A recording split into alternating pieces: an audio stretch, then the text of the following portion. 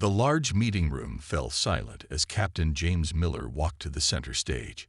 His boots made soft sounds against the polished floor, each step echoing in the quiet chamber. The United Earth Defense Council members watched him from their elevated seats, their faces showing a mix of boredom and mild interest. Miller knew that look well. It was the same look he had seen countless times when presenting his ideas.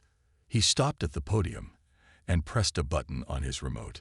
The huge screen behind him lit up, showing the image of a spaceship unlike anything the council had ever seen. Whispers filled the room, followed by poorly hidden chuckles. "This is the tortoise," Miller said, his voice steady despite the growing murmurs. "A new class of defensive warship that will change how we fight in space." The ship on the screen looked nothing like the sleek, arrow-shaped warships that Earth's fleet currently used. Instead, it was bulky and angular, with odd geometric patterns covering its hull. It reminded some council members of old Earth tanks, while others thought it looked like a child's drawing brought to life. Captain Miller, one of the council members, spoke up, not bothering to hide his smirk. "Are you sure you haven't accidentally shown us your son's spacecraft design project?" Laughter erupted in the chamber. Miller had expected this reaction, but it still stung. He waited for the laughter to die down before continuing. "The tortoise may not look pretty," he admitted, "but its design serves a purpose. Every angle, every seemingly awkward surface, is part of an integrated defense system unlike anything we've ever built." He clicked to the next slide, showing technical diagrams. Traditional ships try to dodge enemy fire or absorb it with energy shields. The tortoise does something different. It uses the enemy's attacks to make itself stronger. "That's impossible," another council member interrupted. "You can't just magically turn enemy weapons' fire into defensive power." Miller smiled. "Not magic. Science." He pointed to the geometric patterns on the hull. "These surfaces are made of a new composite material. When hit by energy weapons, they don't just absorb the impact. They channel it, redistribute it, and store it for later use." Admiral Thompson leaned forward in his seat, his eyes narrowing as he studied the diagrams. Unlike his colleagues, he wasn't laughing. After 40 years in space combat, he had learned that sometimes the strangest ideas were the most brilliant ones. "Continue, Captain," Thompson said, silencing the other council members with a raised hand. Miller nodded gratefully. "Think about how we currently fight in space. We build faster ships, bigger guns, stronger shields. But what if we could turn an enemy's strength against them? The harder they hit us, the stronger we become." He played a simulation showing the tortoise in action. Energy beams struck its hull, and instead of causing damage, they seemed to flow across the geometric patterns like water in a channel. The energy was visibly absorbed and stored in special chambers within the ship. "This is ridiculous," one of the senior council members stood up. "We need real warships, not some fancy light show. The threats we face require proven technology, not theories and dreams." Miller kept his cool, even as more council members joined in the criticism. He had spent 5 years developing this design, running countless simulations, testing the materials in small-scale experiments. He knew it would work. Admiral Thompson watched the growing chaos with growing concern. He saw something in Miller's eyes that the others missed, the quiet confidence of someone who knew they were right. "How much?" Thompson asked suddenly, his voice cutting through the noise. Miller blinked. "Sir, how much to build a prototype? Not a full-sized ship, but something big enough to prove your concept." The room fell silent again as Miller quoted a figure. It was high for a prototype, but a fraction of what a traditional warship cost. Thompson nodded slowly. "I have discretionary funds for experimental projects. You'll get your chance, Captain Miller. Build me a prototype, something small but functional. Prove that this isn't just theory." The other council members erupted in protests, but Thompson waved them off. "If he's wrong, we lose some money. If he's right." He left the sentence hanging. Miller gathered his materials, his hand steady despite his racing heart. As he packed up, He heard the council members talking among themselves, still laughing about the joke ship and the waste of resources. Back in his office, Miller sat at his desk and stared at the tortoise's design on his screen. The council's laughter still rang in his ears, but it didn't matter. He had his chance, thanks to Thompson. Now he just had to prove that his impossible ship could do exactly what he claimed. He opened his computer and began writing messages to his team. They had worked in secret for years, developing the materials and running simulations. Now they could finally build something real. As Miller worked late into the night, he thought about all the times throughout history when people had laughed at new ideas. They had laughed at the first submarines, at the idea of flying machines, at the concept of space travel itself. Let them laugh. The tortoise would prove itself when it mattered. The next few months were a blur of activity. Miller's team worked around the clock in a small facility on the outskirts of the lunar base. The prototype took shape slowly, each piece carefully crafted and tested. It wasn't much bigger than a small shuttle, but it contained all the essential systems of the full design. Thompson visited occasionally, watching the progress with interest. During one visit, he pulled Miller aside. "The council is still laughing," he said quietly. "They're calling it Miller's folly behind your back." Miller nodded. "I know, sir, but they won't be laughing when they see it work." "I hope you're right, son," Thompson replied, "because something's coming. Our deep space sensors have been picking up strange signals. Whatever's out there, it's big, and it's heading our way." Miller looked at the prototype, its angular surface reflecting the harsh lunar lights. "Then we better make sure we're ready when it gets here." As he watched Thompson leave, Miller felt the weight of responsibility on his shoulders. The tortoise wasn't just an experiment anymore. It might be Earth's best hope against whatever was coming their way. He turned back to his work, checking and rechecking every system. Let them laugh. Soon they would understand why he had designed the ship this way. Soon they would see that sometimes the best defense wasn't a bigger gun or a faster engine, but something entirely new. The prototype would be ready for its first test flight in a week. Miller had a feeling they would need it sooner rather than later.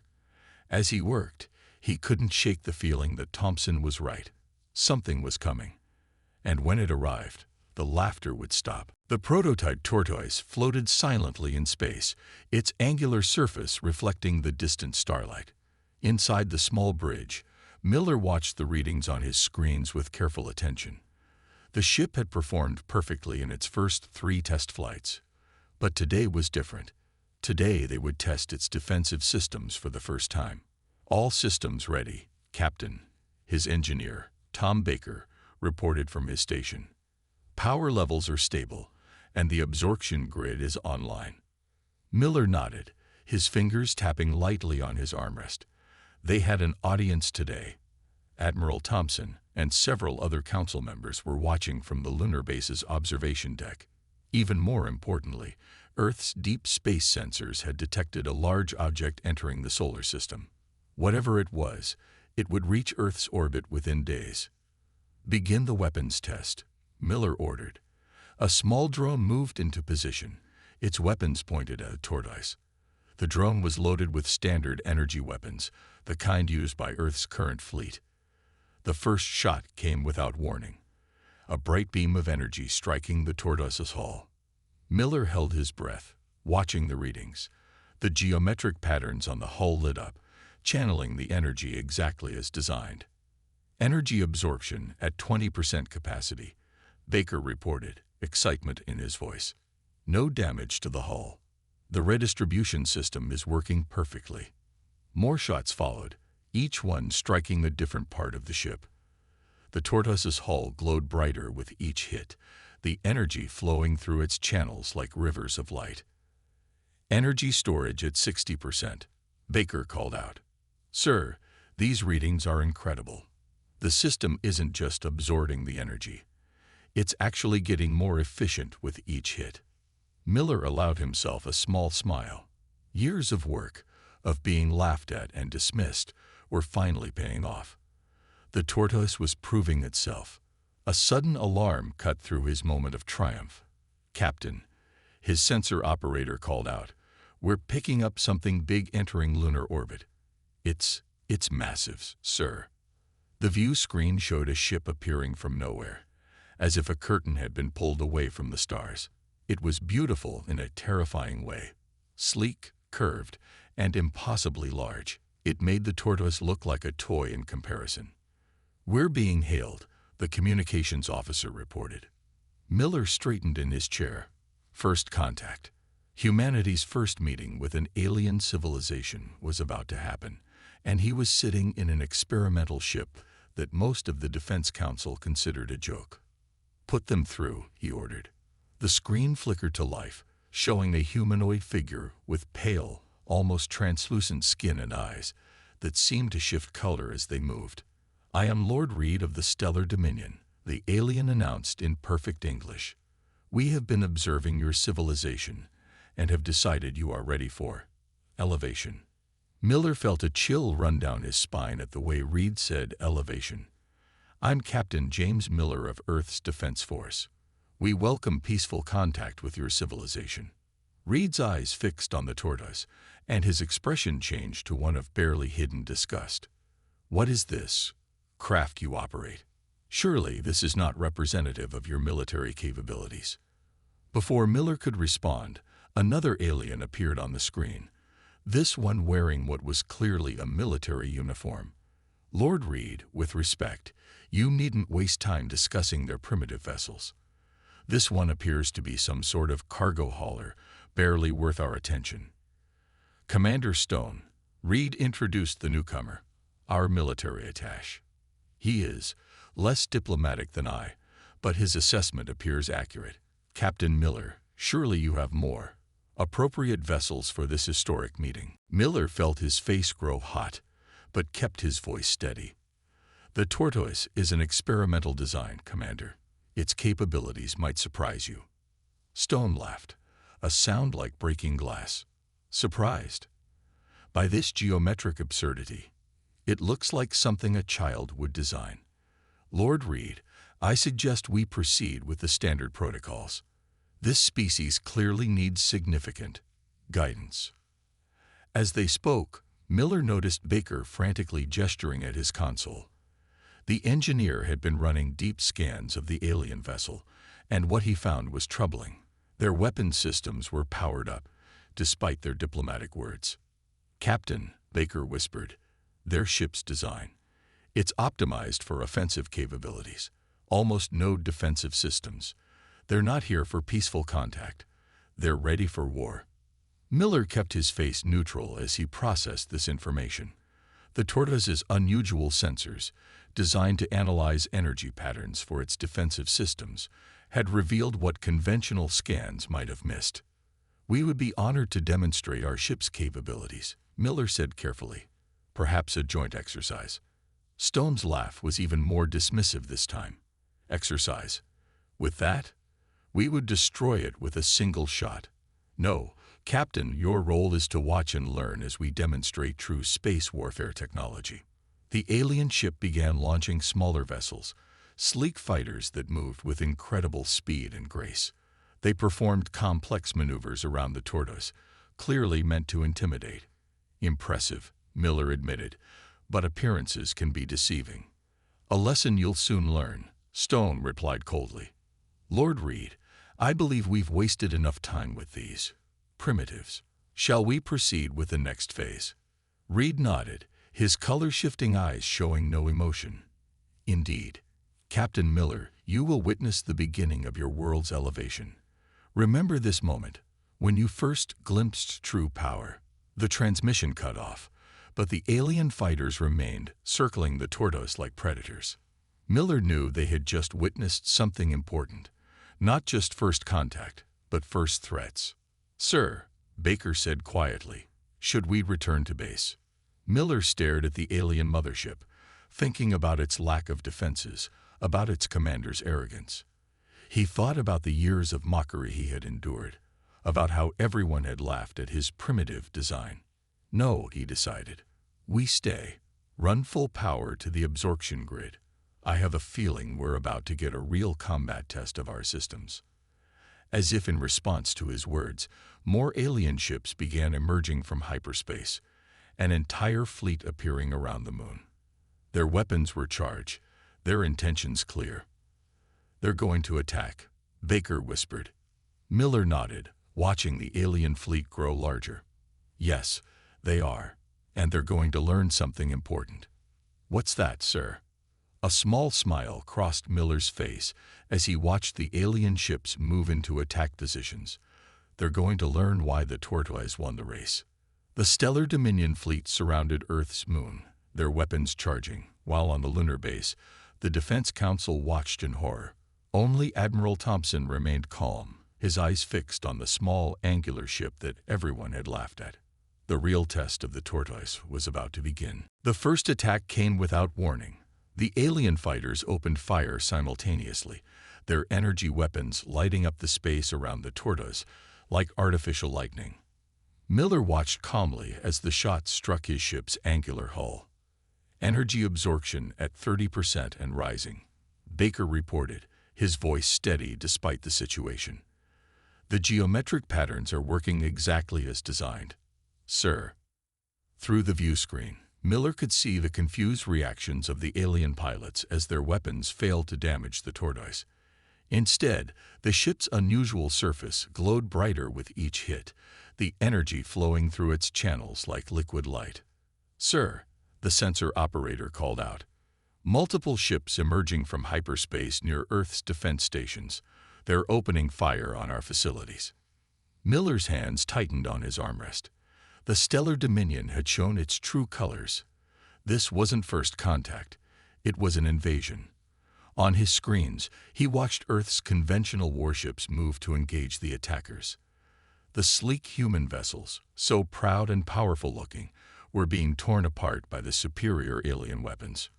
"Captain," Lord Reed's voice came through the communications system, dripping with fake sympathy. "Observe as your primitive defenses fall. Accept your elevation with dignity, and we may spare some of your facilities." Miller didn't respond. He was too busy watching the energy readings on his ship. The tortoise's hull now glowed like a small sun, its absorption systems drinking in every shot from the confused alien fighters.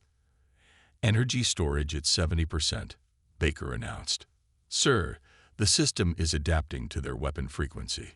Each hit is being absorbed more efficiently than the last."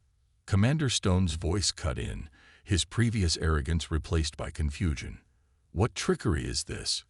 Your vessel should be space debris by now." More alien ships joined the attack on the tortoise, apparently offended by its continued existence. Energy beams and plasma bolts struck from all directions. But instead of destroying the ship, they only made it stronger. "Sir," Baker called out, excitement creeping into his voice. "We've reached 90% storage capacity. The conversion systems are ready." Miller nodded, finally allowing himself a small smile. "Send word to Admiral Thompson. Tell him to get our people clear of the lunar defense station." On the main screen, Lord Reed's face appeared again, his color-shifting eyes now showing the first hints of concern. "What are you doing, Captain? What is this ship?" "You called it primitive," Miller replied calmly. "You laughed at its design. Would you like to know why we made it look this way?" Before Reed could respond, Miller gave the order. "Baker, initiate energy conversion. Target the lead ships first." The tortoise's hull patterns shifted, the stored energy beginning to flow in new directions. The geometric shapes that had absorbed so much power now prepared to return it. "Conversion beginning," Baker reported. "Sir, the efficiency is beyond our simulations. The absorbed energy has been amplified by the redistribution network." The first blast from the tortoise took everyone by surprise. A beam of pure energy, created from the aliens' own weapons fire, shot out and struck one of the Dominion's larger ships. The alien vessel's shields, designed to stop conventional weapons, might as well have been paper. The beam cut through it like it wasn't there, slicing the ship in half. "Impossible." Commander Stone's voice cracked with disbelief. "That level of power, from that primitive design." Miller watched as his crew targeted more enemy ships. Each shot from the tortoise carried the combined and amplified energy of countless alien attacks. The geometric patterns on the hull, so mocked for their unusual appearance, proved their worth as they channeled the energy with deadly precision. "Your weapons are impressive," Miller transmitted to the alien command ship, "but you never asked why we made our ship able to absorb so much power. You never wondered if there might be a reason for its strange design." The alien fleet began to pull back, finally realizing their mistake. But it was too late. The tortoise, powered by their own attacks, was now the most dangerous ship in the solar system. 98% of Earth's defense stations are reporting heavy damage. The sensor operator reported grimly. "Civilian casualties in the thousands. They hit us hard, sir." Miller felt cold anger replace his satisfaction. The aliens hadn't just attacked military targets. They'd struck civilian areas too, probably hoping to force a quick surrender. "Baker," he ordered, "prepare for wide-range energy dispersion. Let's show them what happens when they threaten our people." The tortoise's hull blazed brighter than ever, its energy channels forming new patterns. The ship that had absorbed so much destruction was ready to respond in kind. "Captain Miller," Lord Reed's voice had lost all its previous condescension. "Perhaps we can discuss terms. Your ship's capabilities are unexpected. We could offer you a place within the Dominion's fleet." "You attacked our civilian stations," Miller replied coldly. "You killed thousands of innocent people, and you did it while pretending to come in peace." The tortoise's energy weapons fired again, this time in a spreading pattern that caught multiple alien ships. Each blast carried the power of dozens of their own weapons, turned against them with terrible efficiency. "Fall back," Commander Stone was shouting to his fleet. "All ships, emergency retreat. That ship isn't primitive at all. It's a demon." Miller watched as the alien fleet tried to escape. Some made it to hyperspace. Others, their engines damaged by the tortoise attacks, could only watch as their own energy was turned against them. "Sir," Baker reported, "we're detecting more Dominion ships approaching Earth, a second wave of their invasion force." Miller nodded grimly. "Good. They can watch what happens to the first wave. They can see what their weapons do when we send them back." The tortoise moved forward, its hull still glowing with stored power. The ship that had been laughed at, mocked as primitive and useless, had become humanity's strongest defender. And it wasn't finished yet. In the Lunar Observation Center, Admiral Thompson watched with a mixture of pride and amazement. The council members who had laughed at Miller's design sat in stunned silence as they watched the tortoise tear through the alien fleet. "Sometimes," Thompson said quietly, "the best weapons don't look like weapons at all." The battle for Earth was far from over. But the aliens had made a crucial mistake. They had judged by appearances, had attacked without understanding. Now they would learn why that was going to cost them dearly. Miller prepared his ship for the next wave of attackers. The tortoise was ready. And this time, no one was laughing. The second wave of the stellar Dominion fleet emerged from hyperspace like a swarm of angry wasps.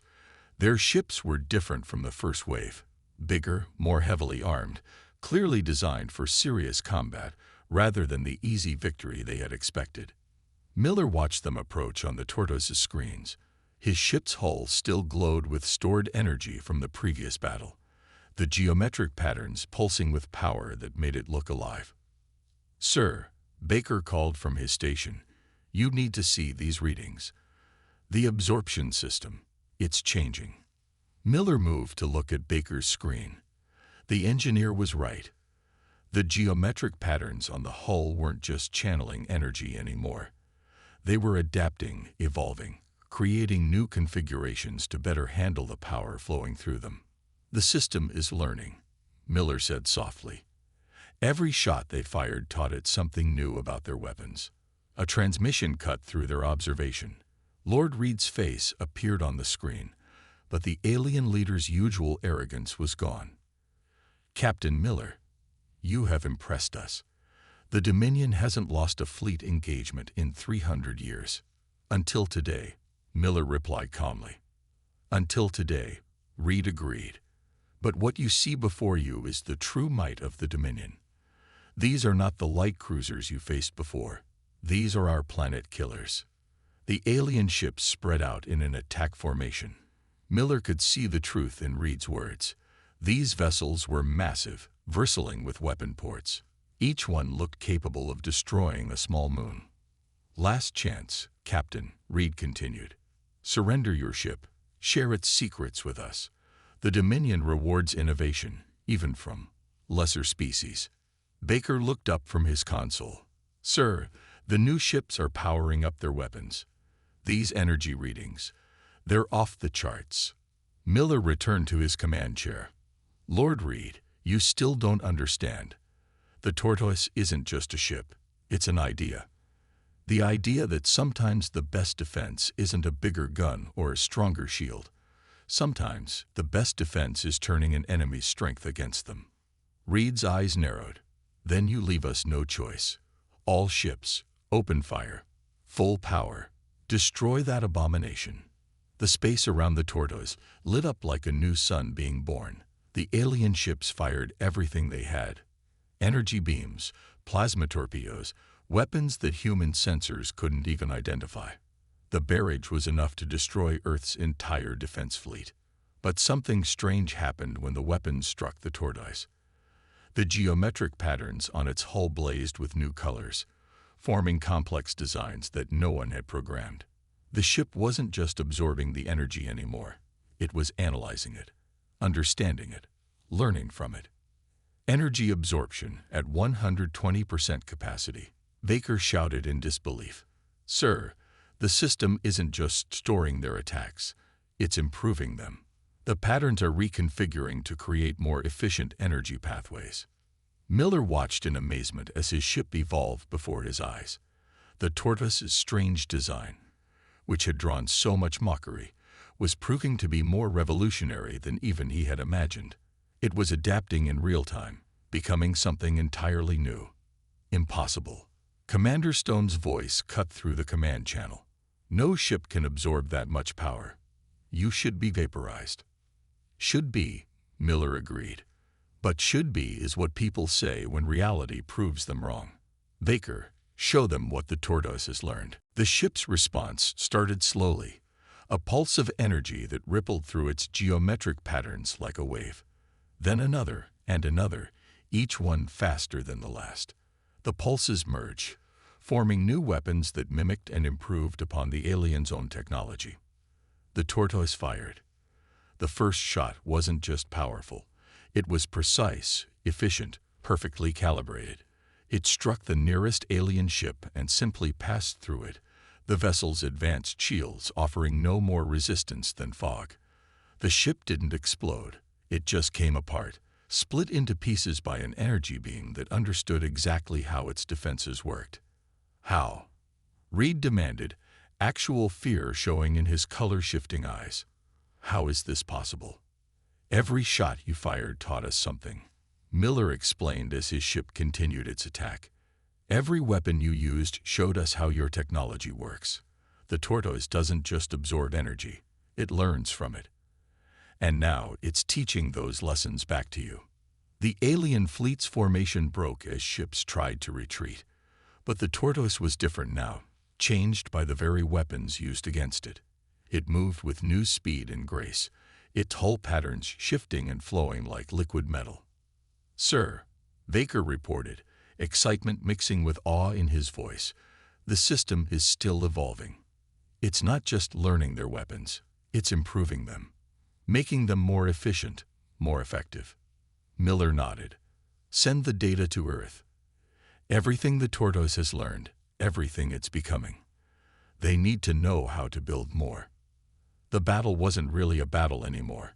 It was a demonstration.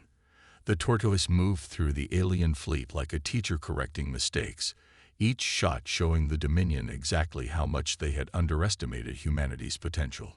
Lord Reed, Miller transmitted as another alien ship, fell to its own improved weapons. You called us primitive. You laughed at our designs, but you never asked why we made them this way. You never considered that maybe, just maybe, we had seen something you missed." The alien leader didn't respond. His mighty fleet, the pride of the stellar dominion, was being systematically taken apart by a ship they had mocked as primitive, a ship that had turned their own arrogance into a weapon against them. "Baker," Miller ordered, "prepare a full power demonstration. Let's show them exactly what they taught us." The tortoise's hull blazed with energy, the geometric patterns forming new configurations that seemed to bend space itself. The ship that had been laughed at, dismissed as a joke, had evolved into something beyond its creator's dreams. In the Lunar Observation Center, Admiral Thompson watched with a mixture of pride and amazement. "Sometimes," he said to the stunned council members, "the best innovations come from thinking differently, from seeing what everyone else missed." The tortoise prepared to deliver its final lesson to the stellar dominion. Its hull patterns had stabilized into new forms, permanent changes born from the crucible of combat. It wasn't just a ship anymore. It was the future of human space warfare. Miller looked at the alien fleet, at their mighty ships that suddenly seemed outdated and primitive. "Time to show them what humanity can really do," he said quietly. "Time to show them why you should never laugh at something you don't understand." The tortoise's hull began to pulse with power, preparing to demonstrate everything it had learned from the Dominion's attacks. The real revelation was about to begin. The tortoise hung in space, its hull glowing with patterns that had never been seen before. The ship had changed so much during the battle that it barely resembled its original design. The geometric shapes that had once drawn mockery now shifted and flowed with an almost living intelligence. "Final power readings are stable," Baker reported from his station. "The system has finished integrating all the new configurations. Whatever the ship has become, sir, it's ready." Miller looked at his screens, studying the stellar Dominion fleet that still surrounded them. Many of their ships were damaged or destroyed, but dozens remained, including their massive command vessel. Lord Reed's face appeared on the communication screen, his color-shifting eyes now showing a mix of fear and anger. "What have you done to that ship?" Reed demanded. "This goes beyond any known physics, beyond any possible technology." "No," Miller replied calmly. "It goes beyond what you thought was possible. There's a difference." He turned to Baker. "Show them what we've learned." Full demonstration. The tortoise's hull patterns began to pulse in new ways. Energy flowed through channels that reshaped themselves, forming designs that seemed to bend the light around them. The ship wasn't just using the absorbed energy anymore. It was reshaping it, improving it, turning it into something entirely new. The first demonstration came as a wave of pure force that spread out from the tortoise in all directions. When it touched the alien ships, their shields didn't just fail. They reversed, turning inward and crushing the vessels they were meant to protect. "That's impossible." Commander Stone's voice cracked with panic. "Shields can't be reversed." "They can now," Miller replied. "Your own weapons taught us how.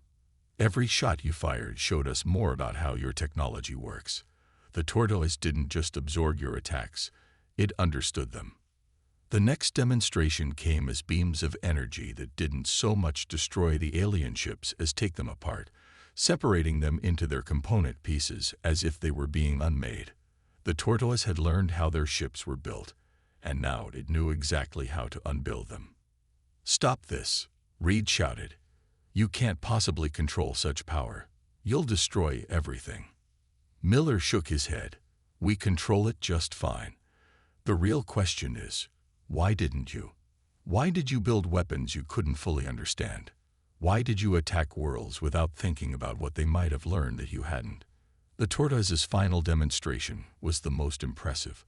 The ship released all its stored energy in a carefully controlled burst that spread through space like a web of light. When it touched the alien ships, it didn't destroy them. Instead, it shut them down, turning their own power systems against them. "Their entire fleet is powerless," Baker reported with amazement. "The energy web, it's not just shutting them down, it's rewriting their systems, teaching their ships new rules." Miller stood from his command chair and approached the main screen where Reed's face showed clear defeat. "You came to elevate us," Miller said quietly, "to show us true power. Thank you. You taught us more than you can imagine." "What are you?" Reed whispered. "We're human," Miller replied simply. "We look at problems differently. When you build bigger guns, we think about defense. When you focus on attack, we think about turning that attack back on itself. When you laugh at something you don't understand, we use that underestimation to our advantage." The tortoise's hull had settled into its new configuration, the geometric patterns now permanent reminders of everything the ship had learned. Baker's console beeped with new information. "Sir," the engineer reported, "we're detecting more ships entering the system." "A lot more." Miller nodded. "The rest of the Dominion fleet, I assume, coming to see why their invincible armada has gone silent." He turned back to Reed. "You have a choice now. You can call them off, tell them what you've learned here, or you can watch as they teach the tortoise even more about your weapons." Reed's color-shifting eyes darted between different screens, looking at his powerless fleet, at the changed tortoise, at the approaching reinforcements. "You would spare us after we attacked you." "We'll spare you because we're not like you," Miller answered. "We don't destroy things just because we can. We learn, we adapt, we improve. And right now, you have the chance to learn something too." The alien leader was quiet for a long moment. Finally, he nodded.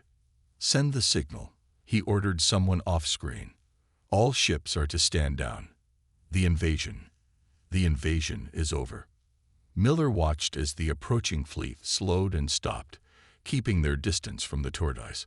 The ship that had been laughed at now commanded the respect of one of the galaxy's most powerful civilizations. "Sir," Baker called out, "Admiral Thompson is hailing us." The Admiral's face appeared on a secondary screen, a broad smile on his weathered features. "Congratulations, Captain. The Defense Council would like a word with you. Something about funding for a full fleet of tortoises." Miller couldn't help but smile. Funny how quickly people stop laughing when they see what's possible. "That's how progress works, son," Thompson replied. "Someone sees something nobody else can see. They get laughed at, mocked, dismissed. Then they prove everyone wrong, and suddenly everyone claims they saw it all along." The tortoise began its journey back to Earth, its new hull configurations gleaming in the starlight. Behind it, the stellar Dominion fleet remained powerless, their mighty weapons turned into teaching tools for humanity's newest defense system. "Baker," Miller said as they approached the lunar base, "send all our data to Earth's engineering teams. Everything the ship learned, everything it became. It's time we started building more." "Already done, sir," the engineer replied. "Though I doubt any of them will be quite like this one. The original, the ship they laughed at." Miller looked at his screens one last time, at the alien fleet that had taught them so much without meaning to. The tortoise had changed everything. Humanity's defenses, their understanding of physics, their place in the galaxy. And it had all started because someone dared to think differently, to see possibility where others saw only foolishness. The ship that had been mocked as primitive had evolved into something beyond anyone's expectations. It had protected Earth, defeated an invasion, and changed the course of human history. And it had done it all because people had laughed at it, had underestimated it, had never bothered to ask why it looked so strange. As they docked at the lunar base, Miller remembered all the laughter, all the mockery, all the dismissive comments. None of it mattered now. The tortoise had proved itself in the only way that counted, by turning its enemy's strength against them, by learning and adapting and becoming something new. No one was laughing anymore. And that, Miller thought, was the greatest victory of all.